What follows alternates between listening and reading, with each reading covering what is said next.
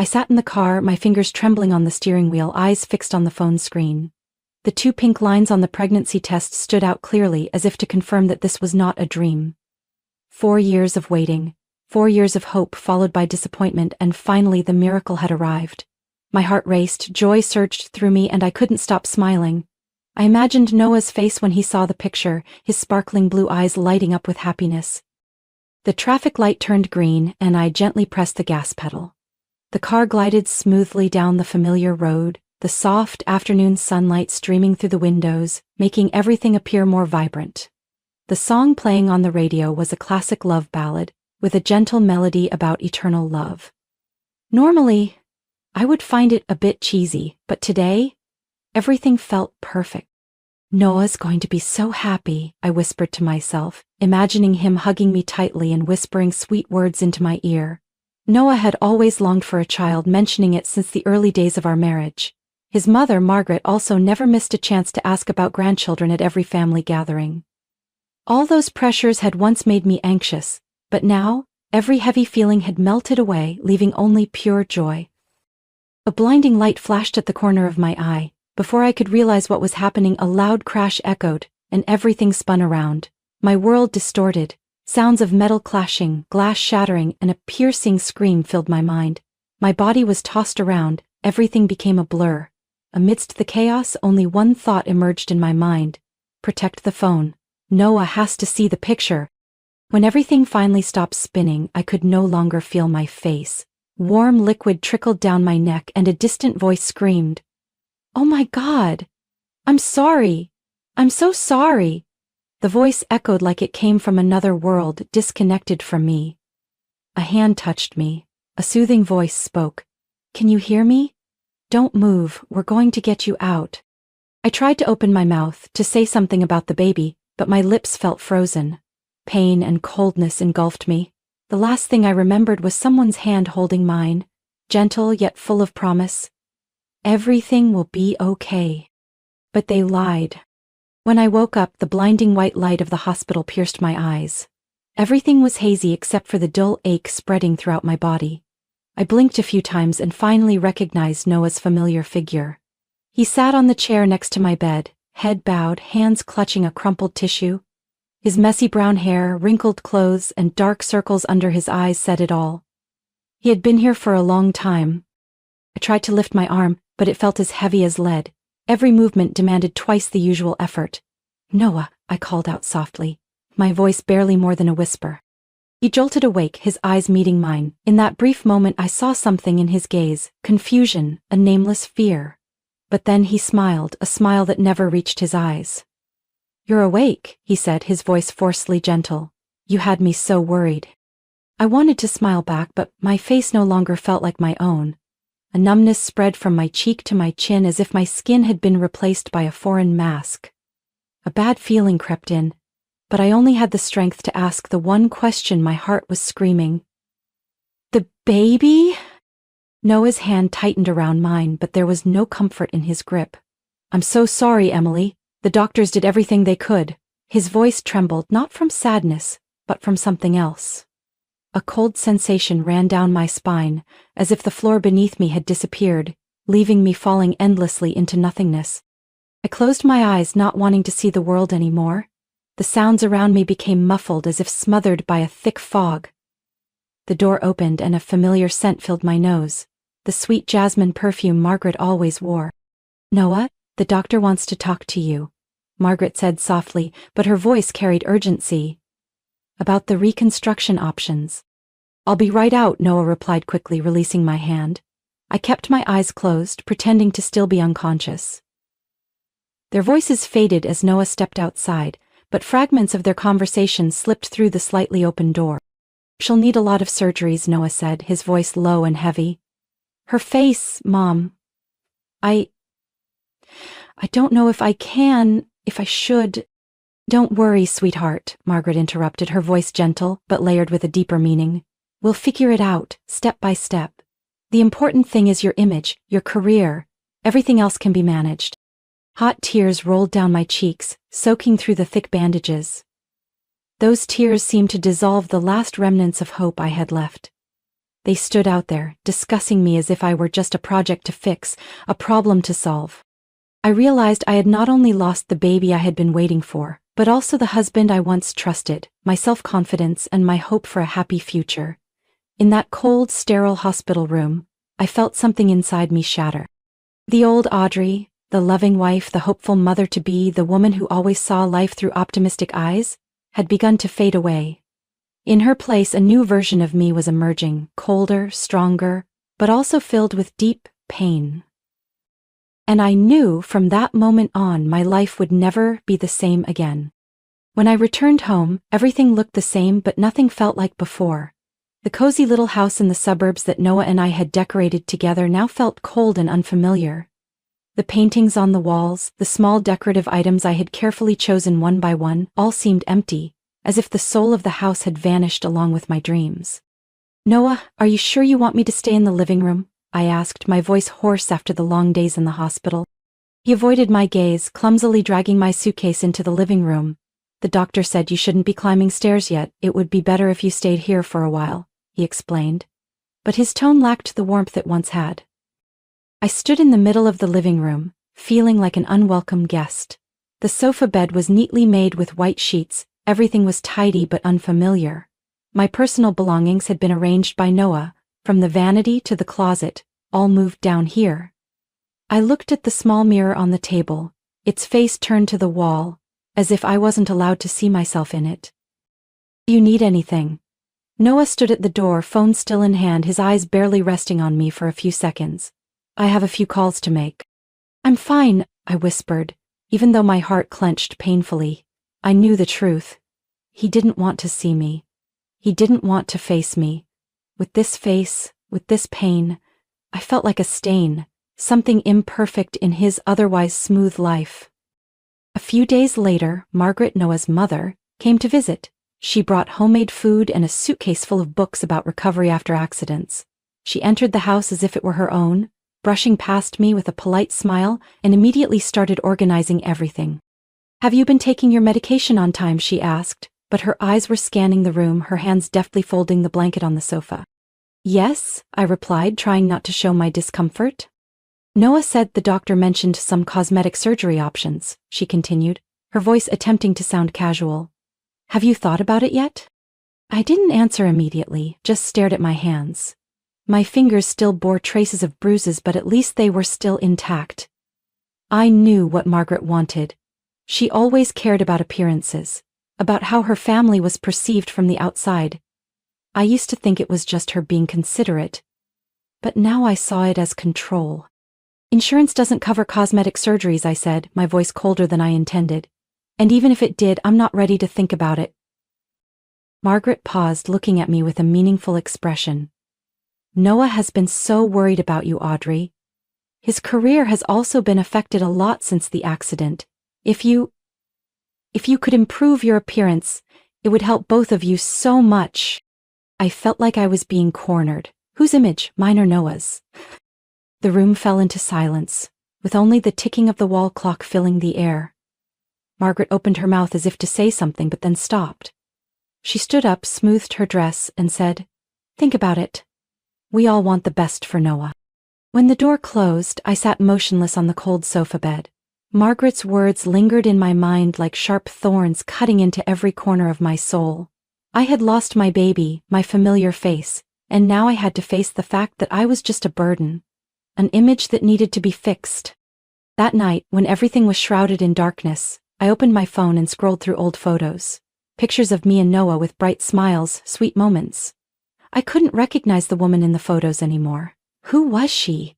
Was she the me of the past, or just a shadow I had dreamed up? The phone suddenly vibrated, pulling me out of my tangled thoughts. A message from an unknown number appeared on the screen. "Hello, Audrey. I am William Cressy, the father of the person who caused the accident. I am deeply sorry for what happened and would like to speak with you. Please give me a chance." I stared at the message, my finger hovering over the screen. Part of me wanted to dismiss it, to close off everything related to the accident. But another part, the part I couldn't ignore, longed for the truth. Was this the door leading to the answers I had been searching for, or just another dead end in the maze of pain? Finally, I typed a single word, simple but filled with meaning. I didn't know what awaited me, but for the first time in weeks I felt a faint light, a glimmer of hope that I might find myself again among the scattered pieces left behind. William Cressy chose a quiet corner cafe, where the green trees shielded the harsh summer sun. When I arrived, he was already sitting at a corner table, his hands clasped together, his face weathered as if time had etched more than just wrinkles into him. I approached, a light scarf covering half my face. Not to hide the scars, but because I no longer wanted others to see the old part of me. "Audrey, thank you for coming." William stood up, his voice warm but unable to hide his tension. "I also want to hear what you have to say," I replied, sitting down across from him. The coffee in front of him was still steaming, but it seemed he hadn't touched it. William hesitated for a moment, then opened his old leather briefcase, pulling out a folder. "Before we begin, I want you to know that no apology can erase what happened. My son Brian made a serious mistake, and I am here to make it right if I can." I remained silent, my eyes never leaving him. "Then go ahead." William opened the folder and took out a few photos. The images were captured by security cameras, blurry but clear enough to recognize Brian's face. The driver of the car that hit me? But what sent a chill down my spine was the woman sitting next to him. Golden blonde hair, meticulously made-up face, and a pair of eyes that were all too familiar. It was Hannah, Noah's assistant. "Brian wasn't alone the night of the accident," William said, his voice steady as if recounting someone else's story. "Hannah, she was Noah's mistress. They had arranged to meet at the hotel, but Noah found out. He asked Brian to handle it, to scare her into silence. But things went too far." I clenched my hands under the table, my nails digging into my skin, the pain sharp and real. "Handle it? Do you mean Noah asked Brian to do something to Hannah?" "No," William shook his head, his eyes filled with sorrow. "Noah only wanted my son to follow her, to apply pressure. But Brian, he wasn't sober. He had been drinking and mistook the car. Instead of following Hannah, he followed you." Those words pierced through me like needles, each syllable embedding itself deep into my mind. It turned out I was merely the victim of a misguided plan, an unlucky coincidence of the cruelest kind. Not only had I lost my child, my face, but also my trust in the man I once thought would be by my side forever. "Why are you only telling me this now?" My voice trembled, wavering between pain and anger. "I tried to protect my son, but knowing what you've been through, I couldn't stay silent any longer." William pushed the folder toward me. "This is all the evidence I have. If you want to bring this to light, I will support you. And I also want to help you start over." "Start over?" I raised an eyebrow. "Reconstructive surgery," he said. "I know your insurance doesn't cover cosmetic procedures, but I can help, not just to restore your old face, but to create a new face, a new identity if you wish." The idea was like a seed falling onto barren ground in my mind. An opportunity not only to heal the scars on the outside, but also to escape the shadow of the past, to stop living as a problem to be solved in the eyes of Noah and Margaret.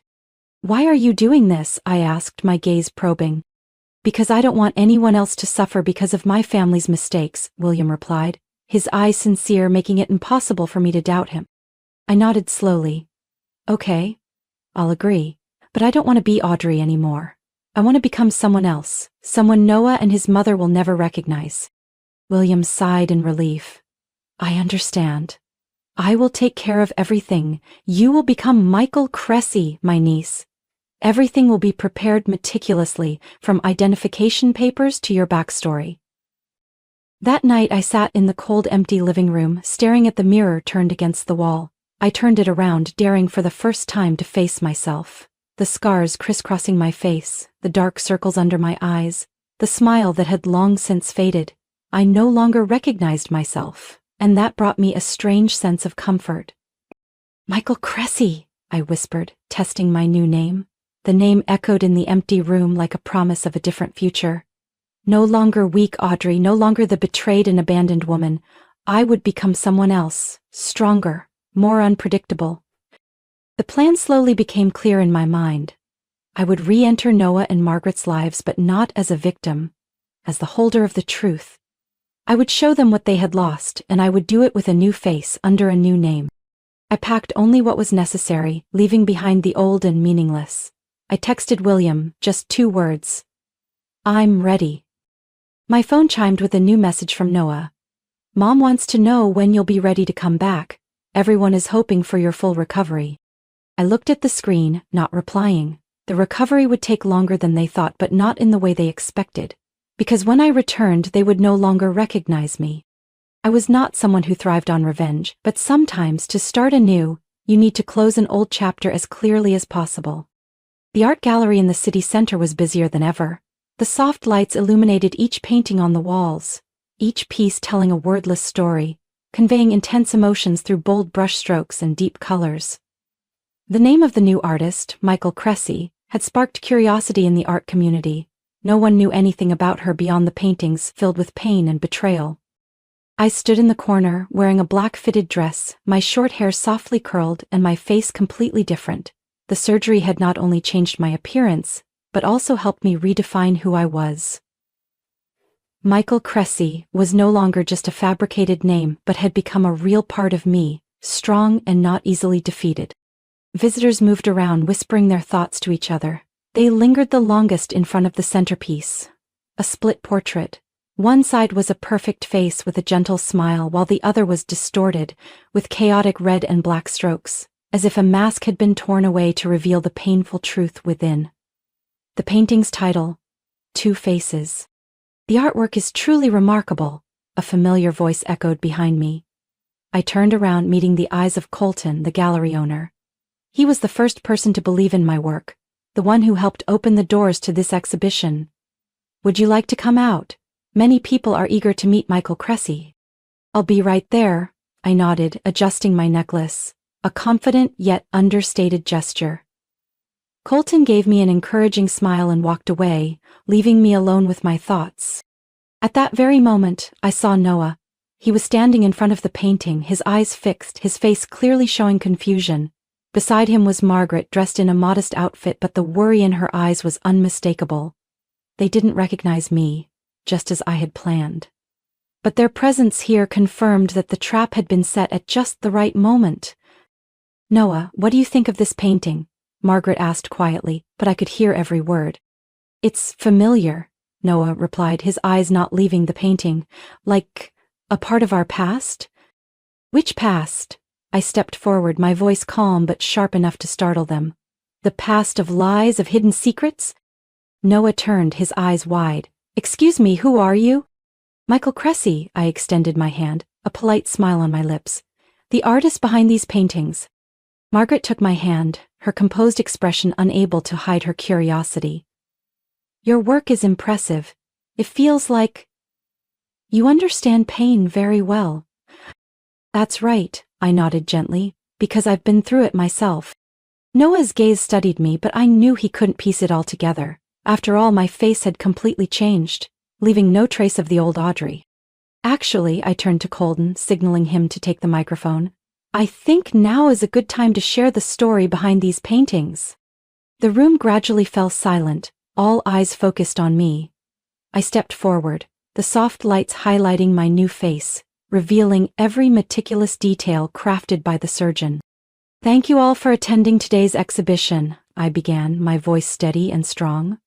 These paintings are not just art, they are my truth, the story of a woman who lost everything because of selfishness and betrayal. The atmosphere grew tense. I could feel the unease radiating from Noah and Margaret. They had no idea what was coming. That woman once had a happy family, once carried a small life inside her, I continued, my eyes fixed on Noah. But then an accident took everything away, and the most painful truth is that the accident was not random. It was orchestrated by the very person she trusted the most. I raised my hand and the large screen behind me lit up, displaying the evidence William Cressy had helped me gather.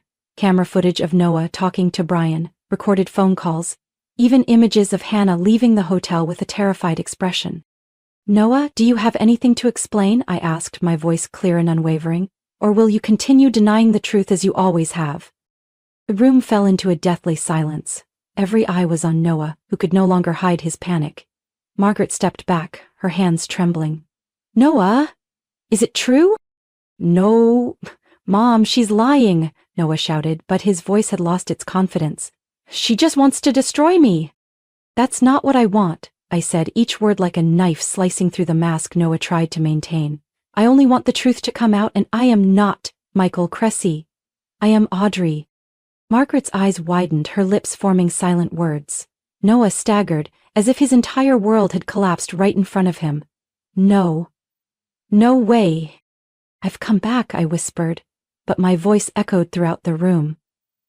And this time, I won't let you or anyone else bury the truth. Just then, the police entered and the cold handcuffs quickly locked around Noah's wrists. Noah Jennings, you are under arrest for orchestrating an accident and for other harassment charges. You have the right to remain silent. Margaret collapsed to the floor, but her eyes no longer held the same blind protection as before. She looked at me, and for the first time I saw understanding in her gaze. Audrey? I'm sorry. I didn't respond, only watching as Noah was led away. The murmurs began to rise. But I didn't pay attention. All I felt at that moment was liberation. Not from ruthless revenge, but from the justice that had been served. When the door closed, I took a deep breath, feeling the fresh air fill my lungs. I had not only regained my life, but also rediscovered my true strength. My new life began with the first brushstrokes on a blank canvas in a small apartment on the 3rd floor of an art district. After the stormy exhibition, the name Michael Cressy quickly spread through the art world, but more than fame, what I truly found was freedom. My paintings were no longer just about pain and betrayal, but had gradually transformed into stories of hope, healing, and rebirth. Every morning sunlight filtered through the window, casting a glow on the unfinished paintings. I sat by the easel, my hands stained with colors, but inside I felt lighter than ever. It had been a long time since I truly felt free. No longer burdened by the past, no longer hiding behind masks. Colton, my new companion, had become an indispensable part of my journey to find myself. He was not only the gallery owner who opened doors for me but also a kindred spirit, always by my side when I needed him. He had a gentle yet profound outlook on life, and above all, he never pressured me to share anything until I was ready. Michael, what do you think about the upcoming spring exhibition? Colton asked as we sat on the patio of a small cafe on a warm afternoon. I think I'm ready, I smiled, taking a sip of hot tea. But this time I want to tell a story about beginnings, not old wounds. Colton looked at me, his gaze gentle yet filled with pride. I believe your new story will touch many hearts. We planned the new exhibition together. No more dark and painful paintings. Instead, I painted sunny mornings, fields of sunflowers, and roads stretching under the vast blue sky. Each piece carried the breath of a new life, filled with light and hope. As time passed, I opened up more to Colton. I told him about Audrey, about my past life, about what I had been through and why I became Michael Cressy. He listened without judgment, only holding my hand, giving me the reassurance that no matter who I was or what my past held, the present and future were what truly mattered. One afternoon, as we arranged paintings in the gallery, Colton gently asked, "Have you ever thought about going back to your real name, Audrey?" I stayed silent for a moment, my hand softly touching the painting with the delicate cherry blossom strokes. I used to think I had to leave all of my past behind to start over. But now, I realize that I don't need to deny the past to move forward. Audrey isn't dead. She's just been sleeping, waiting to be awakened. Then let her come back, Colton smiled. I'll always be here, beside both Michael and Audrey. My spring exhibition was more successful than I could have imagined. The paintings of rebirth and happiness spread positivity to everyone.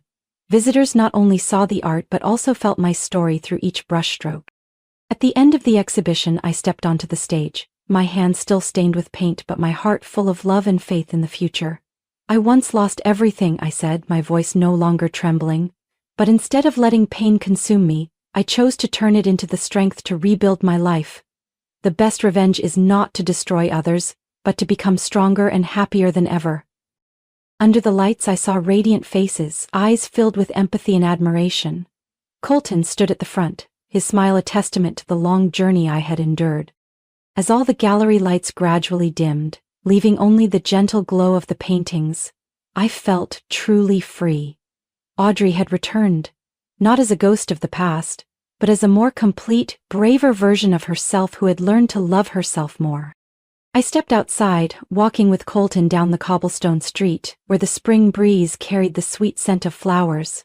"What will you paint tomorrow?" he asked, his voice playful. "I'll paint the future," I replied, holding his hand tightly, "and this time it will be truly bright." Audrey's story is a testament to the extraordinary strength of the human spirit when rising from brokenness and pain. Instead of letting the past trap her in darkness, she chose to be reborn, not through bitter revenge, but by building a new life filled with light and hope.